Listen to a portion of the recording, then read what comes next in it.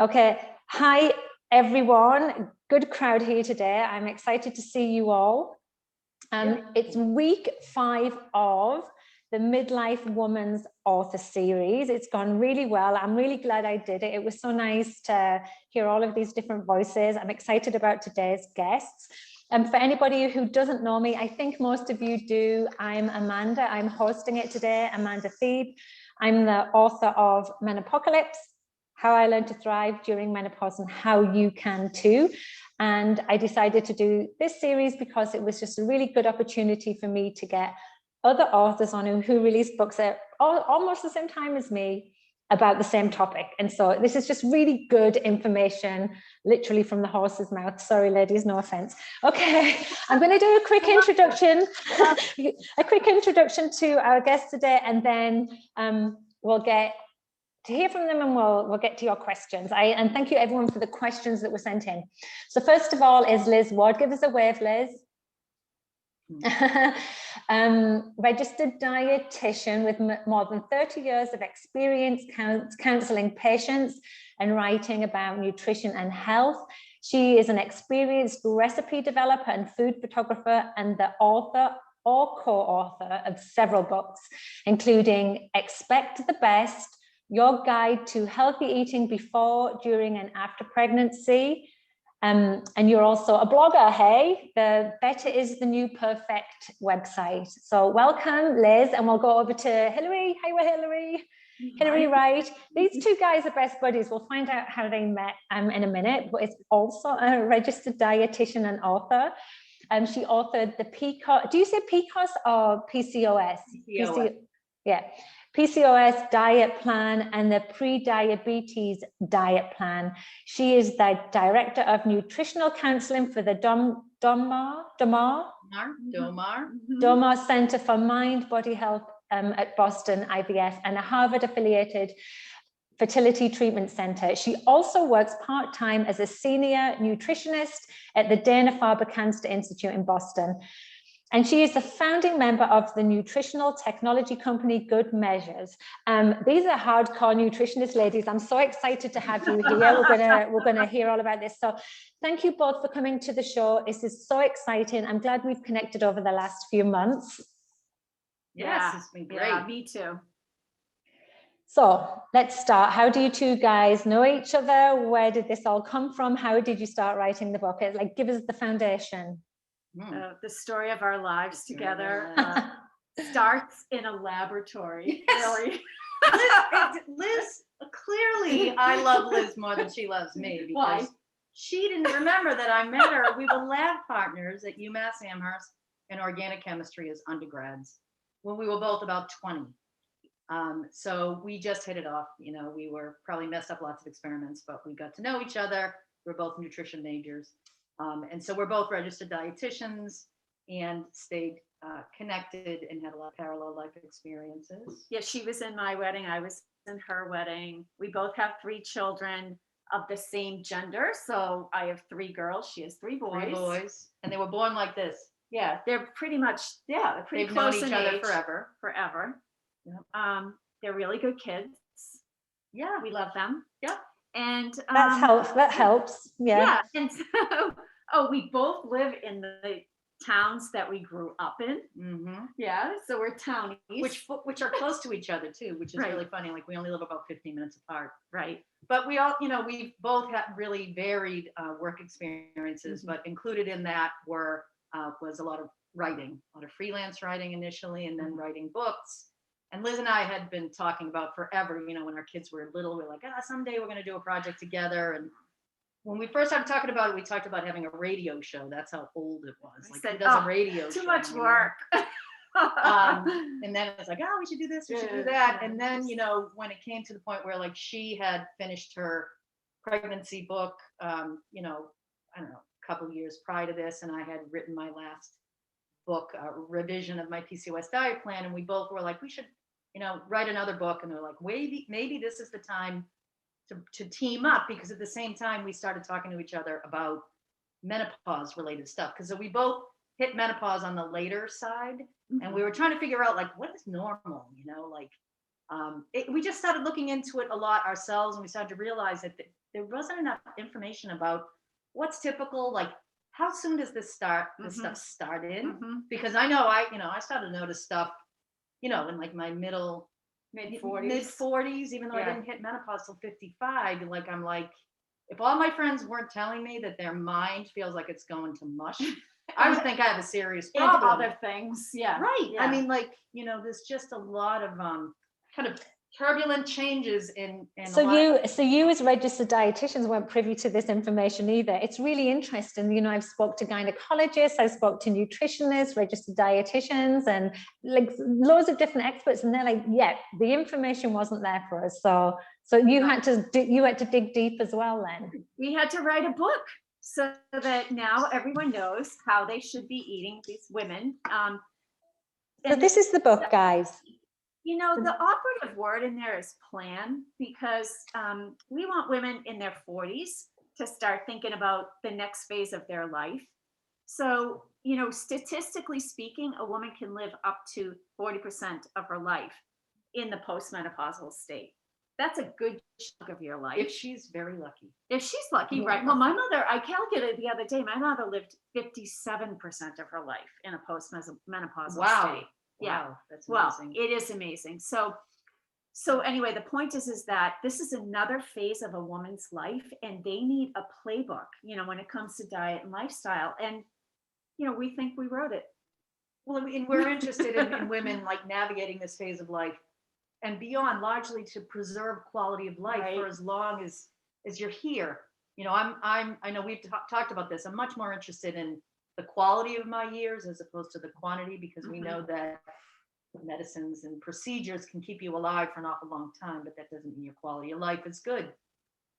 So the book, everyone, I've spoke about it before the show, is called The Menopause Diet Plan, and I really love the book. I've dog-eared it as well, and I like it because even though I'm not a registered dietitian, I have nutritional training, and I feel as though we were so aligned in our writing and I think the main point that we both agree on is that there is a very simplistic, non-gimmicky approach to our health and our weight management, if that's a problem, and all of the other aspects of menopause that don't require any restrictions and don't require any food groups disappearing and all of these things. And so that's what I'd like to dig in with you. Like, let's just get down to the meat and bones. That was a food pun. I'm probably going to do loads of food puns. A lot of my anecdotes have got food in them. Okay, so let's just start with, we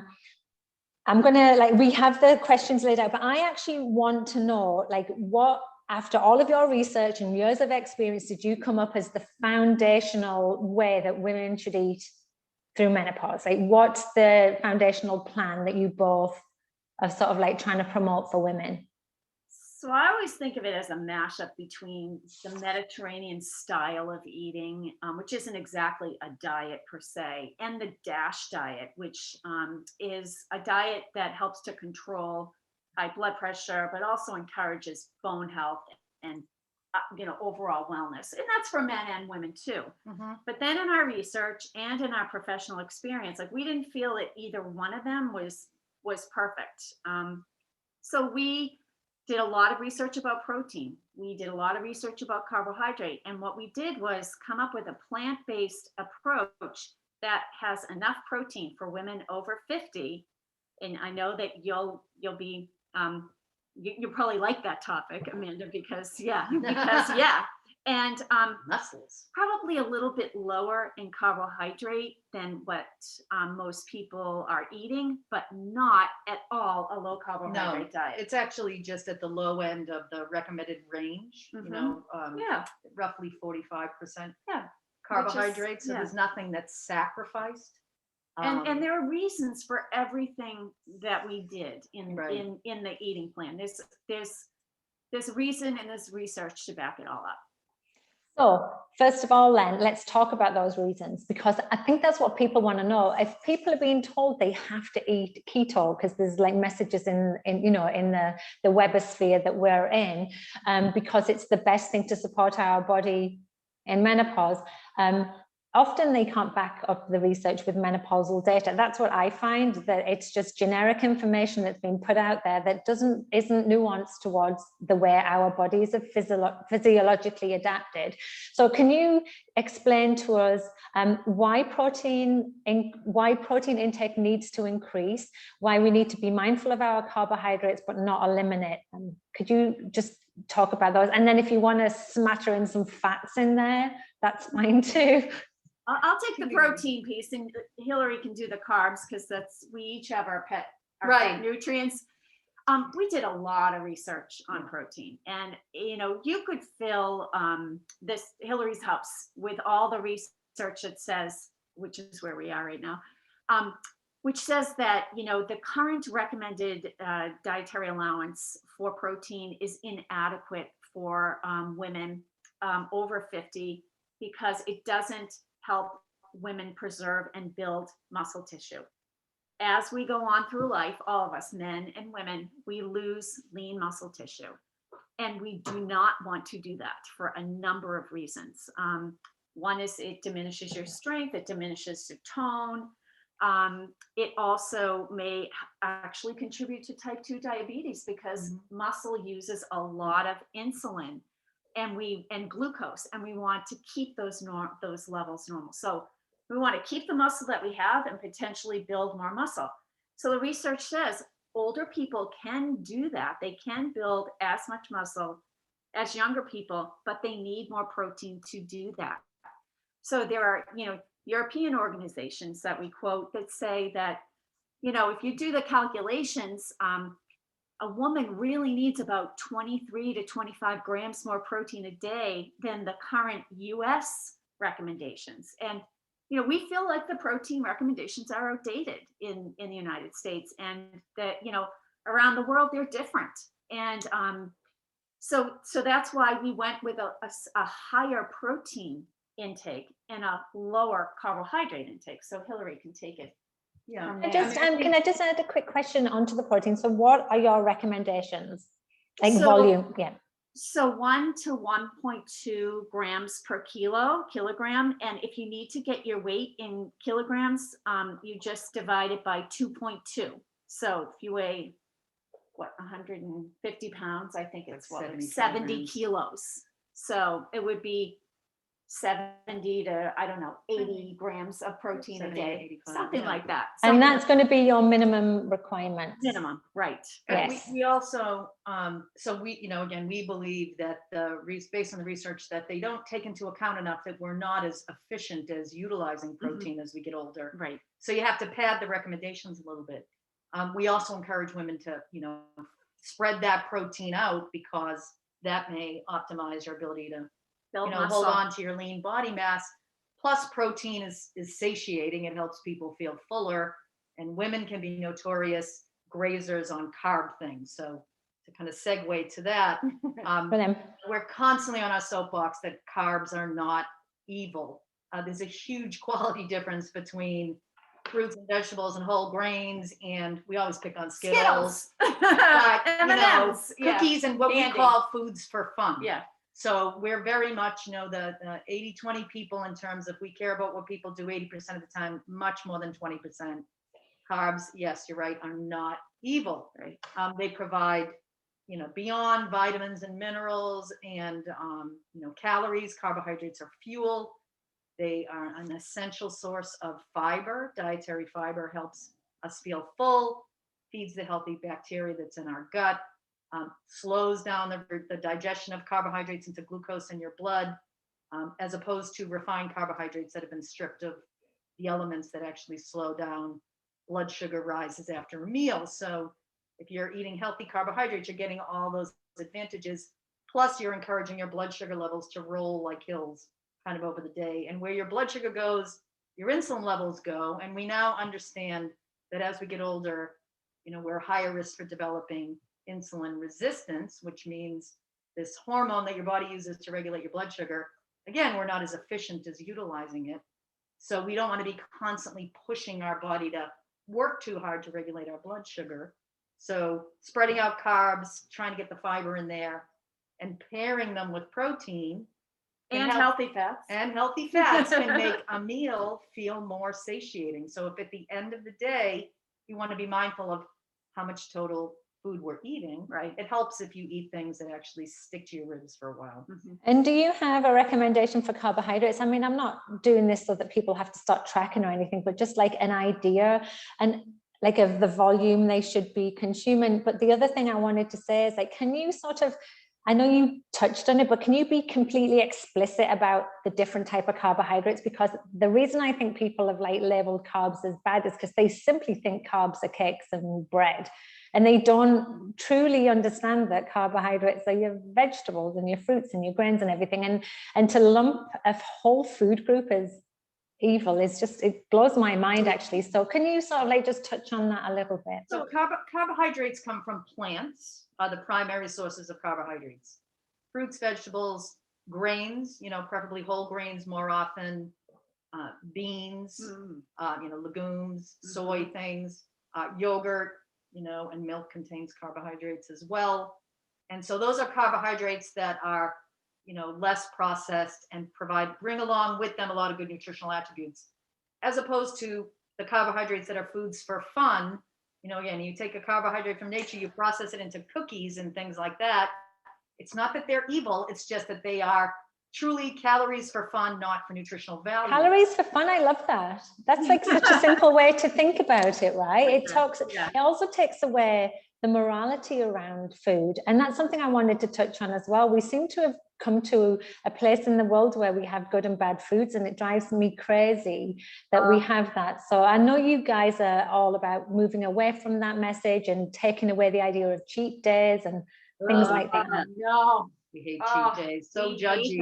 Well, I mean, if the eating plan that you follow is so horrible, get another one. Like if you need a cheat day or a cheat meal or a cheat week, you're not following a sustainable, long-term, healthy approach to eating. That's the way we figure it. Plus, it's just, cheating. It just sounds so bad. It just sounds so nasty. When there's so much judgment involved in, am I, good foods, bad foods. I was like eating healthy and then I cheated, or, again, I was doing so good and then I, something horrible happened. As if it defines your, you morally who you are, whether you can stick to some often over-restrictive plan that's doomed to fail anyway. Right. And if I had a dime for every time somebody told me I was doing so well, and then I went away for the weekend with my girlfriends and I ate too much, I drank too much, and I blew off my diet. So I came home and I said, why bother? And then they end up in what I call the Z curve of failure, where you're like in a diet, something happens and you get out and it just doesn't last. And whereas if people truthfully went away for the weekend, ate too much, came home, got back into their own plan, anything they gained is going to go away. But the judgmental nature is you're either in or you're out, which sets an impossible standard for human beings. We're not either in or out of our marriages. There's a lot of in between. We're not out either in or out of work. You can't be in or out, but if we have a bad day at work, we don't quit. If we have a fight with our partner, we don't get divorced every time. We try to just regroup and get on with it. It's the same.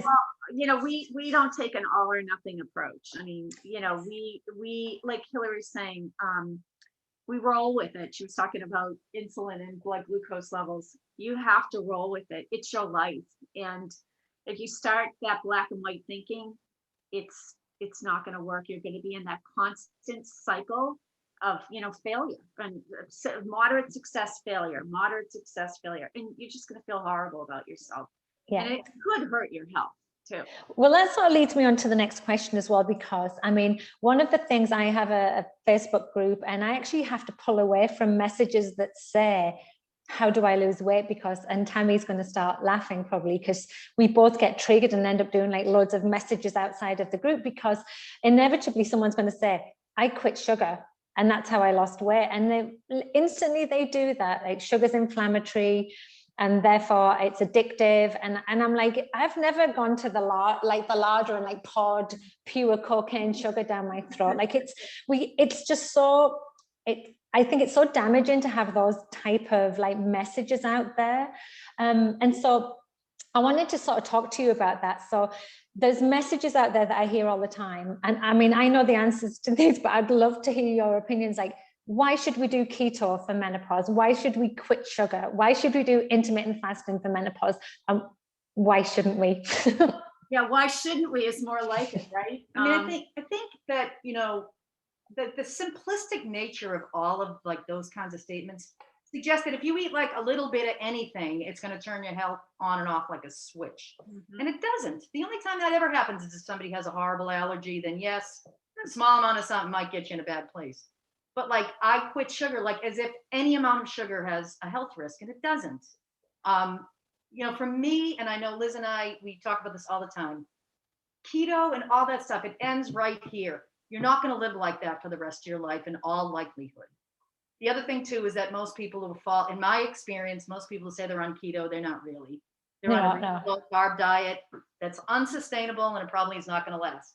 So people lose weight as a result of what they're doing. There is no golden ticket at the end of a period of suffering that says, okay, you did this over-restricted thing, lost weight, but now I know you're sick of it because it's a terrible diet, and you can go back and do whatever you were doing. The weight's not coming back. We have to focus on sustainable change.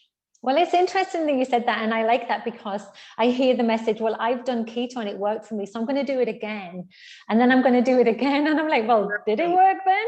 Did it really work if you're having to do it 4 times, 5 times? Yeah. Sustainable change is clearly the way we have to do things, and again, removing the morality around it, like, and the restrictive nature, because it literally is something you can't keep up, right? So we know that. So and I also wanted to touch on the vegan sort of diet. And now I don't believe veganism should be spoke as a way to eat, because to me it's a moral choice. It's more than food. It's about like a thought process as well, right? About your morals and your ethics as well. But I know a lot of people will say, well, I'm going to go veganish.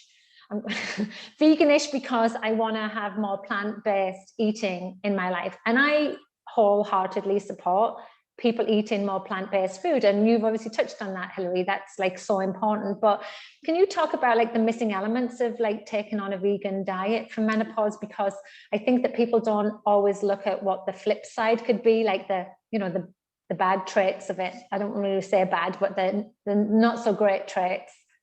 So we've had many vegans and vegetarians come through our practices, and they come to us because they don't feel good. So they've given up, meat, and they've given up dairy, and they've given up this and that. And then, they're eating things like French fries. Well, French fries are, potentially vegan or vegetarian, but, that doesn't cut it. So what we call mainstream eaters, yeah, they have to have balance, but vegans have to have even more vigilance when it comes to their eating plan, because animal foods have certain elements in them, certain compounds that we need, such as choline, right? Which is what we need for our brains. It's very concentrated in animal foods. Vitamin B12 is a huge issue.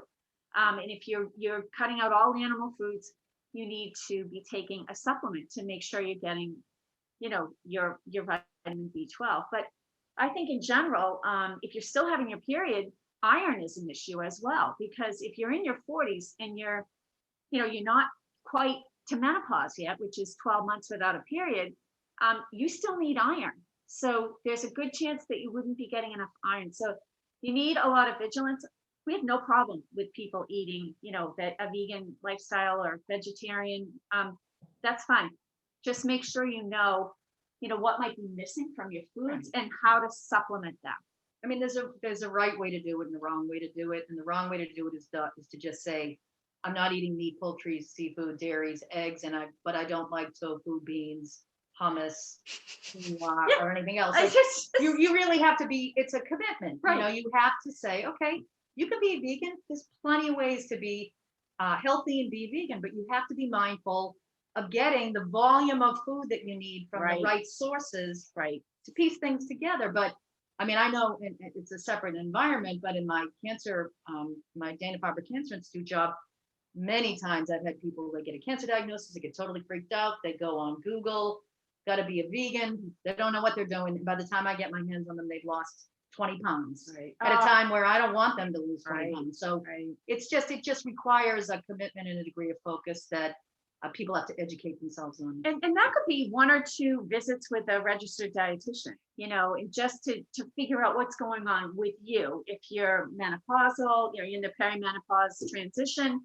up to menopause, or you're postmenopausal, how are you going to get your calcium? How are you going to get your vitamin D? Let's work it out. Because period can be a massacre in the perimenopausal phase. I mean, periods can get very heavy, and Right. you need to. Did you say a massacre? Sorry, I spoke over you. Yes, she did. She did.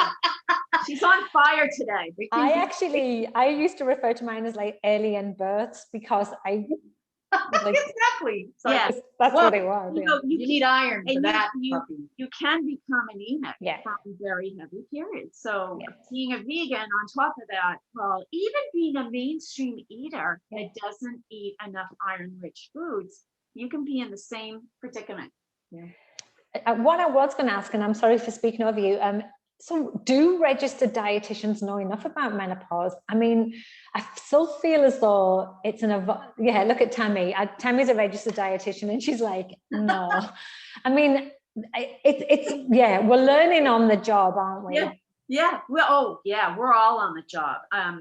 You're on the job, we're on the job. Anybody who deals with women needs to be on the job and needs to educate themselves. I mean, if you look at the amount of education that doctors get about menopause in medical school, right? Even OBGYNs, it's not a lot. No. Nobody seems to want to talk about it. It's really kind of funny. So if they're not getting anything, dietitians really aren't getting anything either. So, but the thing is about dietitians, of course, is you do have the education, or you do know what the body needs, and so you come from it from such a different place to the Joe blogs on the street, right? It is a beneficial thing to do.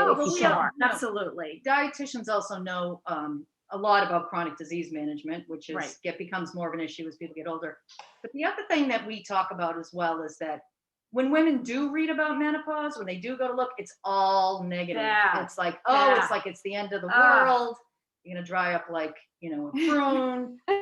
Everything's bad. And, the reality is we have to just embrace different phases of life, right? Just differently. It's happening. There's a lot of great stuff about getting older and not caring about certain things as much. And, hopefully your kids getting older. And, so we need to stop making menopause talk so negative, because if you look online, everything's menopause causes everything, and everything negative is due to menopause.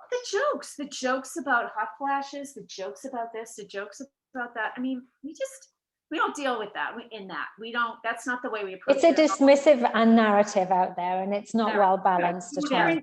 We're into empowering people that this is something you can handle. You just need a little more awareness about this stuff. Yes. And you need it earlier in life than you think. Right. You don't, once you hit 50, 51, 52, 53, you wake up and you say, what happened to my body? No, women should know about this during their 40s. It's coming. It's like puberty, it's coming. You educate girls about their childbearing years and what's going to happen when they get their period. Nobody's talking about, this other phase of life. And it's just swept under the rug. I feel like the tides are turning. I feel like we're starting to get traction, and these type of conversations are pivotal to it. So okay, let's move on, because we have some more questions, and I want to try and get through as many as possible. I want to ask quickly about supplements, and 2 in particular. I want to talk about collagen. I've had a few questions about collagen, and I want to talk about collagen from helping us from like a joints perspective, and what the body needs from there. But I also want you to touch on it from why women are all taking these vital protein collagen supplements every day for their wrinkles, and how the body actually processes collagen. Can you talk about that? And can you also just dip into the hyaluronic acid supplement as well? Because they were the 2 supplement questions I got. Sure. So it's important to understand what collagen is. And I like to think of it as like the glue that's holding the body together. I mean, it's a very prominent tissue in the body. And as we get older, it breaks down faster than it gets replenished, just like every other, tissue, right? Sadly. I think we're generally kind of we have a healthy skepticism about collagen supplements, just because there's not a lot of data. But we also feel like as long as something is safe, and you feel like you're getting relief from it and it's not a problem, in terms of safety, then go ahead. So, we have to say that, quality control in these supplements is an issue. We just don't know what's in some of them, just because I don't think kind of the industry or the policing of this has caught up. And what do I mean by that? Well, I mean, collagen is a protein, right? So it comes from animal foods, right? So collagen supplements can be made of ground up fish, ground up animal parts. Yeah, I mean, just, Yummy. Animal parts. Like what was that animal exposed to? I don't know. So that's why I get a little wary. I don't know how you feel. Well, I about mean, that. I also think that there's some interesting research on this and kind of intriguing stuff, but there's not, we can't find volumes of research that says, absolutely, you eat collagen supplements, it's going to rush to your joints, skin and your joints, and it's going to fix everything. But it's also not something that we have a lot of concern about. So aside from what Liz is talking about, like, people have to realize that supplements are largely unregulated. So, whether you're getting what you think you're getting is a whole nother issue. But it is one of those things that there's some intriguing studies, but there is not a huge volume of research that tells us exactly what to do with that information. Right. So I noticed there was one question about, we can't recommend specific brands. There's just no. Yeah. And it's because they're not regulated. You just simply don't know. But I do know that, like, in the sort of research I did, it's like women I hear them recommending it, and it's definitely something that's in these multi-level marketing schemes. Everybody wants to sell you them for your hair or for your skin, and you can't target where the collagen's going to go in your body. You can't just say, okay, you've got wrinkles. If you take collagen, it will go directly to your wrinkles. It doesn't work like that. I mean, just here and here. Can you just get me in there? Just right here. Yeah, True. I mean, it's but like you said, it's not problematic. So But maybe a vegan diet, though. Can you go back to, would vegans be lacking in? I don't know why they would kind of use collagen versus like another protein. And just enough protein from some source wouldn't give your body what it needs to make collagen. Right. Collagen is going to be made with, collagen is going to be made with amino acids that can come from any place. Right. And that's why, again, we're pushing not pushing the protein. We're not drug dealers pushing the protein. People need to realize that, it's a lot more effective to wear sunscreen, eat an overall healthful diet, drink enough fluid, like all of those things can. For your skin. It's what we can do for our skin. Right. It's more synergistic than targeted just take collagen. Mm-hmm. And then the other question, I don't know if you would have a thought on that for the hyaluronic. Somebody asked if a hyaluronic supplement would be good for the skin. Well, we're not skin health experts, but we do know that HA, which we'll call it for short because it's so hard to say, Hyaluronic, tongue twister. It helps the skin to hold on to moisture. And as we get older, we're aging from inside, just like our whole body is. So is our skin, which our skin is like one of the biggest organs, in our body. So it's very, very important. So we're aging from inside, but we also have the external issue of, what's aging our skin. So too much sun, smoking, not enough phytonutrients possibly in our diet that's protecting our skin cells. So we don't know much about the supplement. We couldn't, really find a lot of research about it. And again, if it's not going to hurt you, it's probably okay. I mean, again, try. I think it falls into that category. Like, there's some interesting research. They put it in topical stuff because it makes your skin tighter, hold on to fluid. Yeah. So that I know that there seems to be some efficacy to that. What we don't know, a study here and there doesn't say, oh, I found a study on this on hyaluronic acid, and sometimes it's also incorporated in multiple, like there's a supplement that has hyaluronic acid and this and that and the other thing, and maybe there's some little change that you can see with a microscope, but is it, what did they, so one of the things you read, is it cosmetically significant? Yeah. Oh my gosh, that's a term.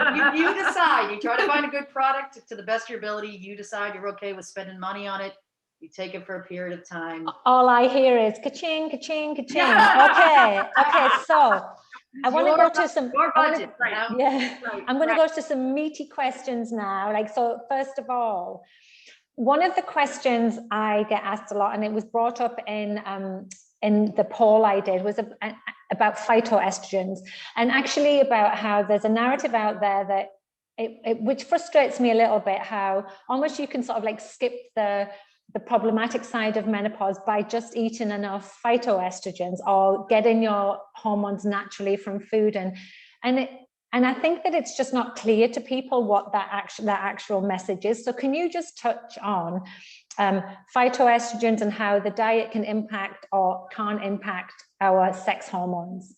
So the thing about phytoestrogens is that they are found in high concentrations in soy foods, flaxseed, I think yams have a certain amount. And they are weaker forms of estrogen that the body produces. So, we've had reports that, Asian women say they have fewer hot flashes than, let's say, women in the US. And maybe that's because they eat a lot of soy foods. But it's really not clear. And I feel like if you could just add phytoestrogens to your diet, we wouldn't, we may, you and I, we've been, and Hillary, we probably wouldn't be having this discussion, because we could actually help women to, alleviate the side effects of just by giving them food or phytoestrogens. But they're so much weaker than the estrogen that we form in our body. However, some women do report that they have relief from their menopausal symptoms by adding soy to their diet. And again, it's a healthy thing anyway. It's very healthy. Yes. And that's fine.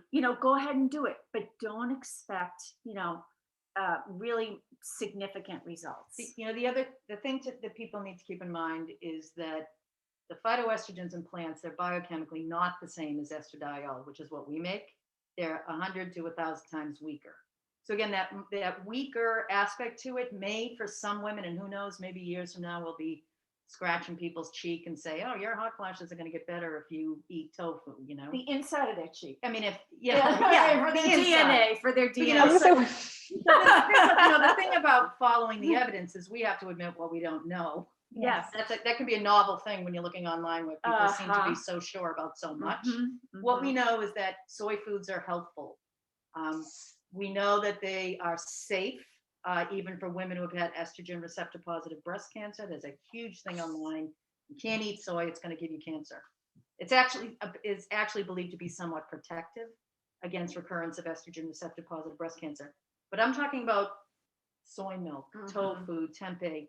When you take plant estrogens and you super concentrate them into something else, pills, powders, bars, they may behave differently. So they may behave differently in a way that shows benefit, but also that is, potentially not beneficial. risky. Yeah. So, we have to understand that there's probably reasons that nature wants our estrogen levels to go down a little bit over time. Yeah.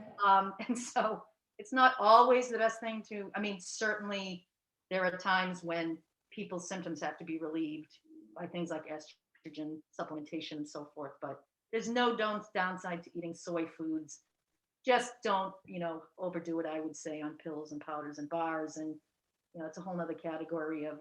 And I also think that there's a little part of the whole thing that people that are pushing these supplements don't think about. Like we know the Asian population have got a different genetic makeup to us. It's a huge part of the topic. So that's great. And also, like, if you like them, eat them because they're nutritious, they're good for you, and they're usually quite tasty. But there's also the placebo effect as well, right? Like, we could go on and on. Okay, so you ready for the fat question?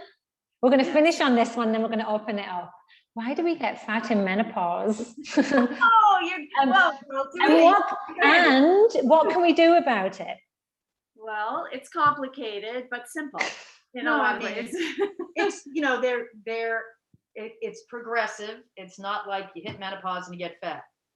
Starting the perimenopause phase, our estrogen levels decline, which tends to relocate some fat to our belly, which we hate. That's like one of those things. Women also gain weight overall during their 40s, like a pound and a half a year. Pound and a half a year. Yeah, it's a lot. But again, there's so much going synergy in there.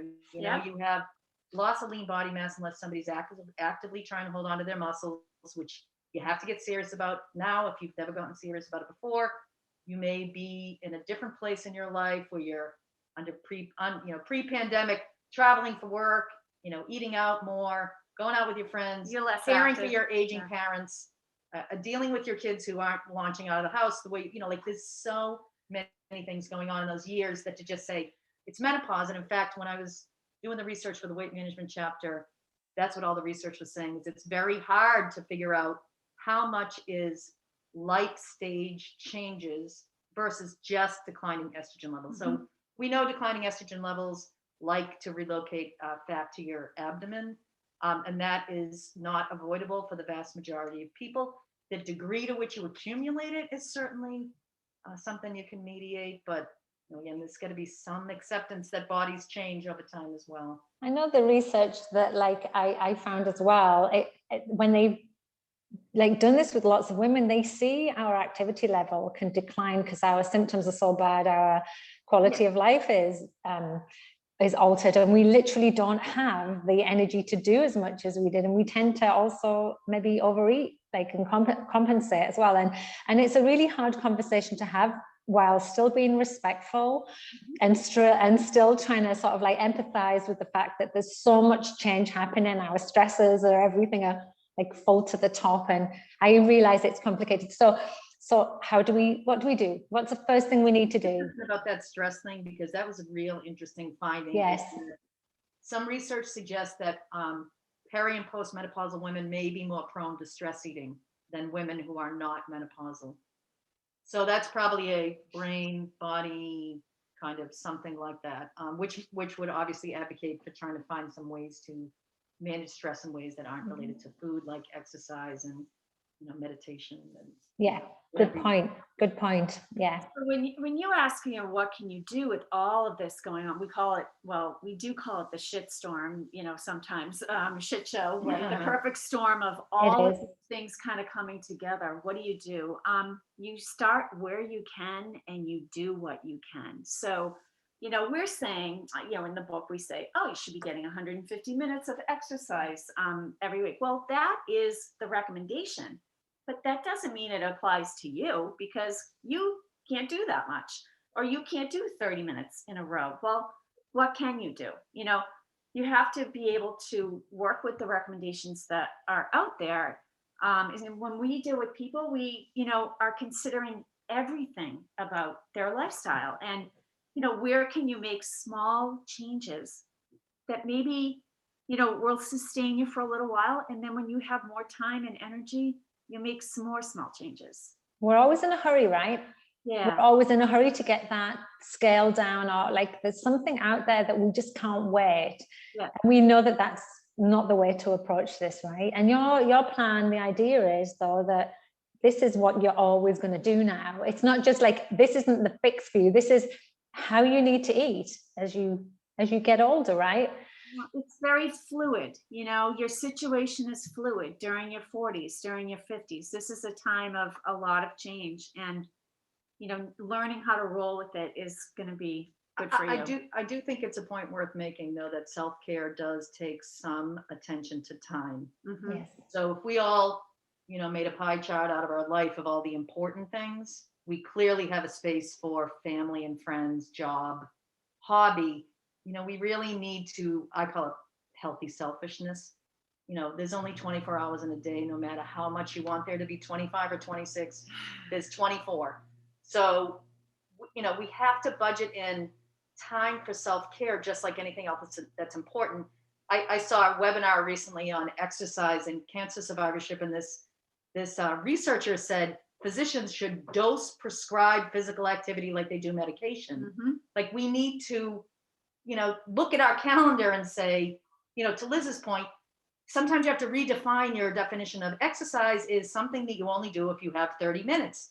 Whereas I watched a TED talk recently that said, just set one better than nothing goal a day and be okay with being bad at it sometimes. So like, just do a little something.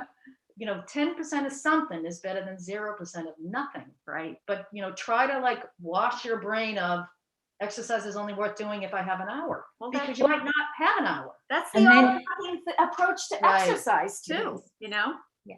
And then you don't do it, and then you don't ever do it. Yeah, you never get started. I often use the term fitness snacking, right? That's my go-to, because especially after recovering from COVID and then during perimenopause, I just did what I could when I could, and it's just sustainable that way, right? So let's move it now from our questions to the questions in the chat. There's 2 there now, so let's go to those and see if you can answer those. It's gone so quickly. We've been on 50 minutes already. So Sue has asked, she's heard that soy products that are fermented, like miso, tempeh, are better for gut health. What do you think about that? This is the whole prebiotic, probiotic conversation that we're learning about, right? Yeah, fermented foods are wonderful for gut health. And if you like those foods, definitely include them in your diet. Yeah. So soy is a category, it provides protein, and if it's fermented, it provides probiotics. Yeah. And it takes on, flavors of everything you cook it with. Foods have many identities and many potential uses, the same foods. Awesome. And then, Debbie's just asked a question, and it's funny because the egg debate is back. It has to come back twice a year. Apparently now eating an extra half an egg, which I don't understand why it's in half an egg, is an increased risk, I think, of cardiovascular disease. Is that right, Debbie? Yeah, I know. It's just come out like it's the eggs. Do you know how many times in our career that we have had to answer questions about eggs? I mean, what? Everybody missed the memo when they, said eggs aren't the devil either. Again, that's another food. To put it in the category with sugar. We love eggs for a lot of reasons. One is they're one of the highest sources of choline, which I mentioned earlier. Choline is a nutrient that women do not get enough of, and it's related to your hippocampus in your brain, which stores your memories. So get enough, okay? Because we want to keep that hippocampus nice and big as we get older, so we can prevent brain fog and potentially dementia. But also 11 vitamins and minerals, a complete source of protein, all the amino acids that you need, and about 1.5 grams of saturated fat. That's a pretty low saturated fat food. So, in moderation, like everything else. I mean, in our meal plans, we mix it up. There's animal foods like eggs, there's lean meat, there's seafood, there's soy. Mix it up, vary your protein routine, but don't worry about eggs unless you're eating like 6 or 8 or 10 every day. They're so flexible. I mean, think of what you can do with an egg. You can make quiche and French toast and omelets, and you can hard-boil. I mean, like, you have a flexible food. A meal in 5 minutes, literally. I just get frustrated with it because it's one of the most beautiful whole foods out there, and yet that's the one that gets attacked all the time, right? Well, I mean, it's a hangover really from the 80s when the concern was this cholesterol in egg yolks, and we thought cholesterol was the big problem for clogging your arteries, and then we realized it was really more saturated fat as opposed to specifically cholesterol. So eggs, largely off the hook. Shrimp largely off the hook. Yeah, like cholesterol in food doesn't mean high cholesterol in the body. Exactly. There's a few more questions coming in, so we'll try and go through these quickly if we can. Foods high in choline, other foods that we should think about including. Yeah, I mean, we write about choline in detail. So there's eggs. Anything that's an animal food that's high in protein is going to be high in choline. So seafood, eggs, lean beef is good, pork, chicken. So they're very high. Now, that's not to say that plant foods don't have choline in them. They do, just to a much lower extent. You'd have to eat a lot more of those foods to get like what you get in like 2 or 3 ounces of beef or an egg. Recommended amount of carbs for each meal, if you could sort of give us like a ballpark, if not in a weight, in a like a size or a visual type. So, I mean, so if someone had diabetes and they were, needed to consume a moderate amount of carbohydrate, often the prescribed amount, and again, we're big fans of ranges, might be somewhere around 45 to 60 grams of carbohydrate per meal. But I think you can realistically flex to 30 grams of carbohydrate if you're eating the right sources. So I like to think of that 45 grams with a meal as like the anchor. They can maybe flux as low as 30, or as high as 60, or maybe more if somebody's really athletic. So these are just general principles for managing the volume of carbohydrate at a meal, but the quality is extremely important. Right. Quality is important. I eat like loads of carbohydrates, but I get them mainly from whole food sources, high nutrient content. Yeah. And I think that like it's the whole like fruit message again, like it's so tiresome to see women that just cut out fruit out of their diets because they believe that they're a bad carb. And it's really, really hard to hear those type of messages when we know they're so good for you. Yeah. So listen to this. This is the truth. Eating whole fruit associates with a lower risk of diabetes. Drinking a lot of juice associates with a higher risk. So again, it's whole foods versus processed. That doesn't mean you can't drink a little bit of juice and be fine, but fruit in its whole form, it's mostly water, it has fiber in it, it's filling. There is no evidence that it raises people's risk of diabetes. If that thing has to die, that's what we're in right now. Whole fruit is bad, it has to die. And I'm going to do the last question now. Are there any types of cheese? I don't like cheese. I never eat cheese. Isn't that funny? But are there any types of cheese that are better for our menopause, health, milk type, or cow versus sheep versus goat? Are you talking about, is that a hard cheese or a soft cheese question? Because we're huge cottage cheese fans, huge. And that's a soft cheese. And, low-fat cottage cheese, wow, that goes a long way in terms of protein.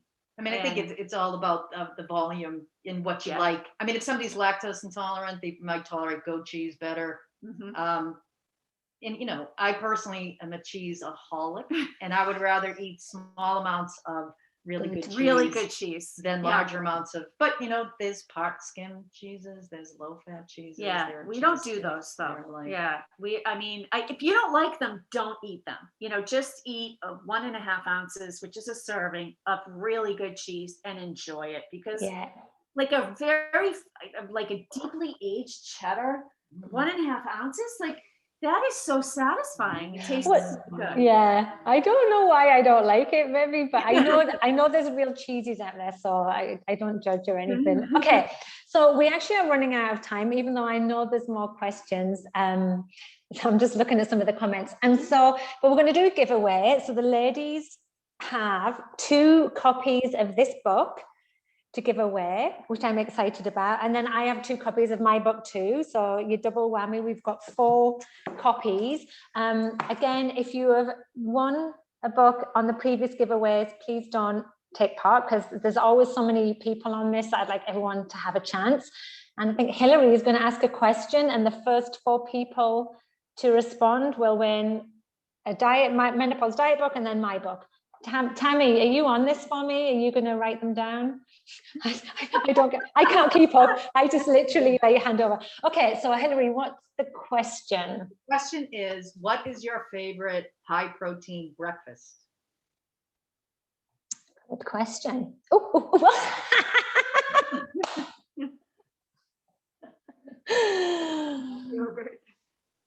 Oh, honestly, that's so funny. Nearly all the first questions were eggs, which, as you said, are not super high protein, but cottage cheese. But that's great. That's really great. And there was a lot of answers there, but obviously only, I can't even get to scroll down, but not everybody can win. So we have, I think we have 4 winners, do we? We have Melissa, we have Helen, and we have Ruth, and we have Janine. So I would, well done, ladies. Of all of those who won, if you could drop me an email or drop your email in the chat, because I can check this later, that would be great. Well done.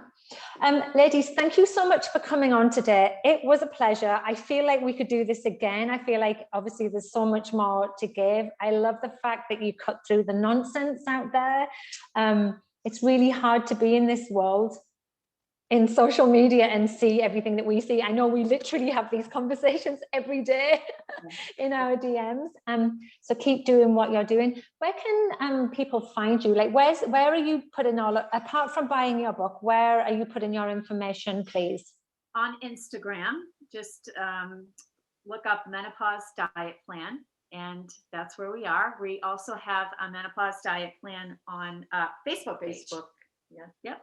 Okay, I'll make sure to include those in the show notes because I recorded this, and obviously you will get this sent out in your email. People are saying, yes, you need a part 2. I'm happy to do that in a month or 2 when we have more and more questions. Maybe you've had time to read the book and you want to ask specific questions. That could be a good thing to do. So thank you, ladies, so much for coming on, and everybody else, thank you for joining me. Next week is the last one, and we have this book to discuss, The Shift by Sam Baker. Sam Baker was supposed to come on last week, but she got sick. She got the flu and she's recovering now, and so she's coming on, and it's a different type of conversation because it's really about how she tackled this from a media perspective, from a mindset perspective, and it's a really good meaty read. I loved it.